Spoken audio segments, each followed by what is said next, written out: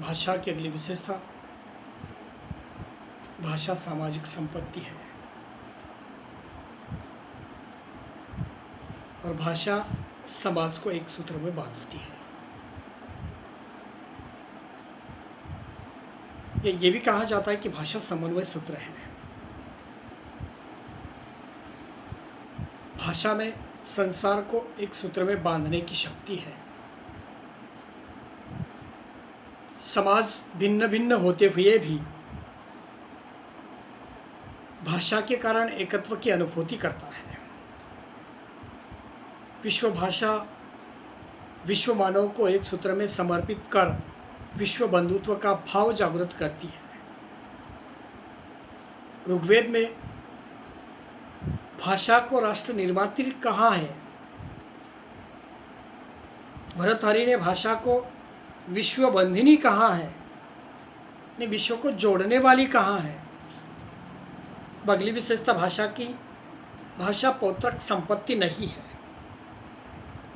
कुछ लोगों का कथन है भाई भाषा को लेकर कि भाषा पौत्रक संपत्ति है। जिस तरह से पौत्रक संपत्ति के अंतर्गत घर आता है, धन आता है, बाग आता है वगैरह, इस प्रकार भाषा भी शिशु अपने पूर्वजों के द्वारा सीखता है। अंततः उनके अनुसार भाषा पौत्रक संपत्ति है, किंतु यह सत्य नहीं है।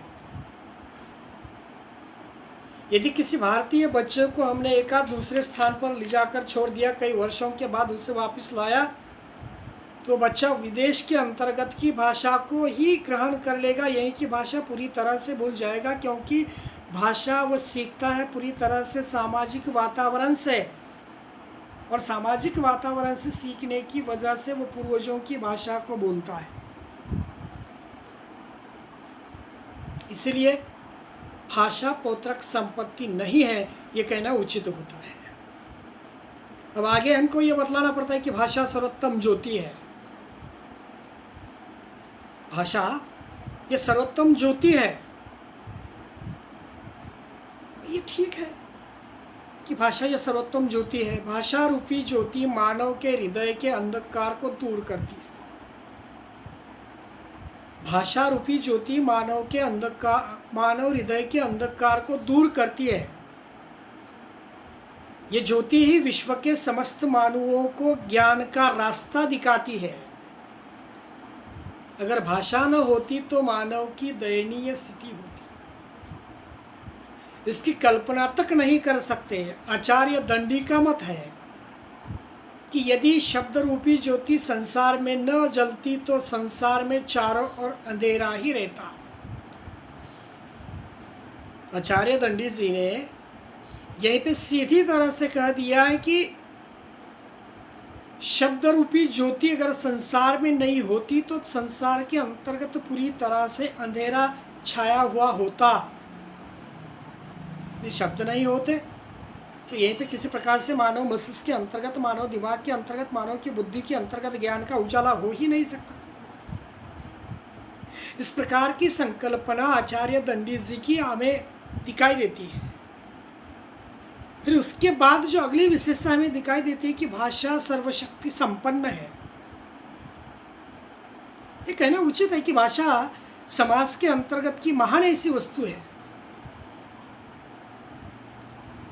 क्योंकि भाषा निष्प्राण समाज में प्राण फूंक देने का काम करती है, चेतावनी देने का काम करती है, ठोस कदम पर खड़ा करने का काम करती है। ये एक प्राण से लेकर, एक जीव से लेकर दूसरे जीव तक पहुंचने का काम, एक मस्तिष्क से लेकर दूसरे मस्तिष्क को प्रज्वलित करने का काम भाषा के द्वारा होता है। यानी कहने का मतलब यह है कि भाषा क्रांति भी कर सकती है। इतनी ताकत भाषा के अंतर्गत, इतनी ताकत शब्दों के अंतर्गत होती है। और इसीलिए शायद हम कहते हैं कि भाषा विश्व रचना की श्रेष्ठ वस्तु है। भाषा विश्व रचना की श्रेष्ठ ऐसी वस्तु है। भाषा जन जीवन में समावित होकर जीवित रहती है। भाषा जन जीवन में समावित होकर जीवित रहती है। भाषा आज कहाँ नहीं है, अमुक भाषा किस जगह पर है, तमुक भाषा किस जगह पर है। अलग अलग प्रकार की भाषाओं की चर्चा, बहस, ये विचारों की लेन देन किसी न किसी भाषा के अंतर्गत होती है। तो बड़ा मुश्किल कार्य यहीं पे होता है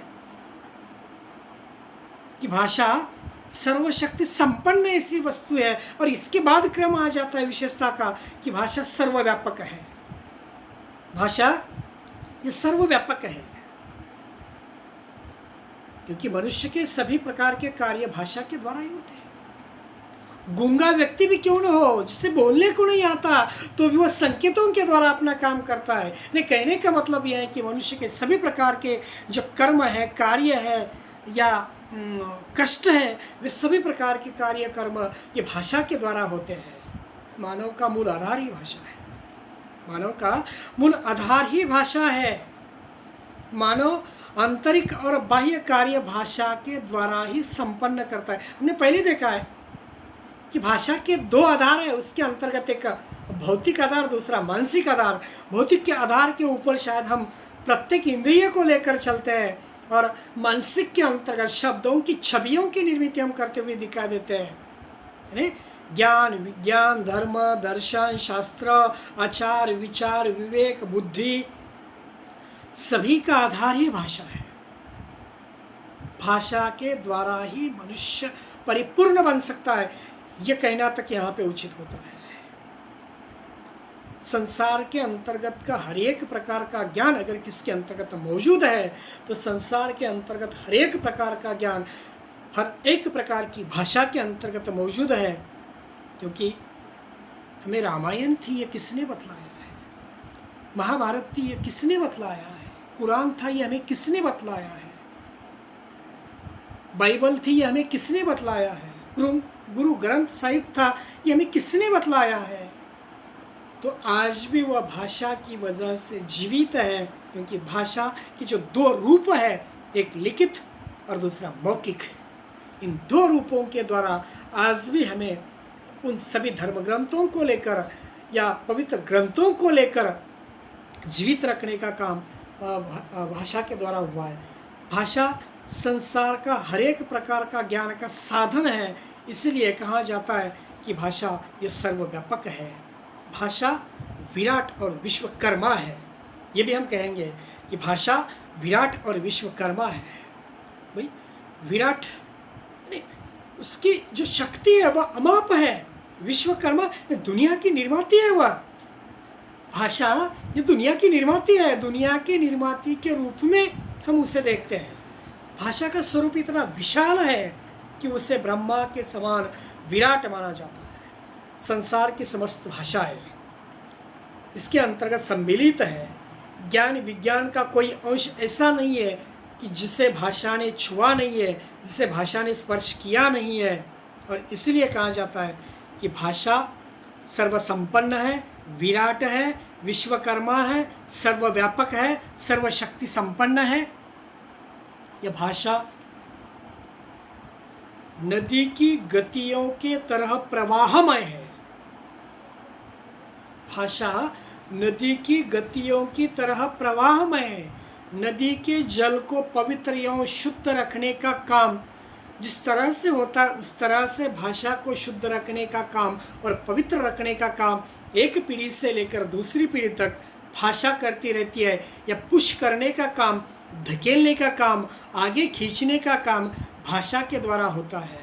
और इसीलिए शायद भाषा के अंतर्गत की गतिशीलता है भाषा को पवित्र बनवाने का काम करती है। और यही पवित्रता शायद भाषा को उच्च विराट सत्य विश्वकर्मा के रूप में पहुंचाने का वो काम करती है।